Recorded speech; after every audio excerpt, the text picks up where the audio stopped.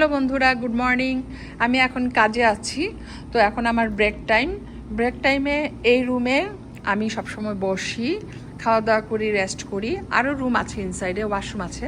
তো এখন কেউ নাই, তাই তোমাদের জন্য একটা ছোট ভিডিও আপলোড করব, সেই জন্য ভিডিওটা অন করলাম। এই যে দেখো আমাদের ফ্রিজ, এখানে সবাই খাবার রাখতে পারে। উপরে কোনো কিছুই নাই আপাতত, একটা কি যেন আছে স্যান্ডউইচ টাইপের রেখে দিয়েছে কেউ। আর এখানে আছে অল্প খাবার। আমি কখনোই ফ্রিজে খাবার রাখি না, আমার দরকার হয় না। তো কারণ আমি ওরকম হেভি খাবার খাই না ব্রেক টাইমে, হালকা হালকা কিছু স্ন্যাক্স টাইপের খাবার খাই, শুকনা জাতীয় খাবার। সেজন্য আমার ফ্রিজে কোনো খাবার রাখতে হয় না।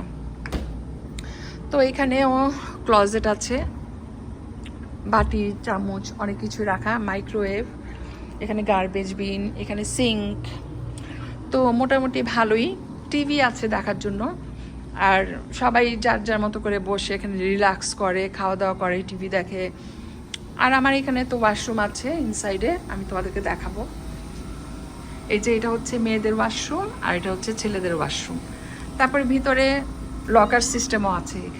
এখানে আমার লকার, আমি আমার পার্সোনাল জিনিসগুলো এখানে রাখি। আর এই দরজাটা দিয়ে আমরা নিচে যাই।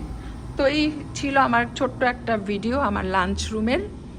কেমন লাগলো তোমাদের কাছে?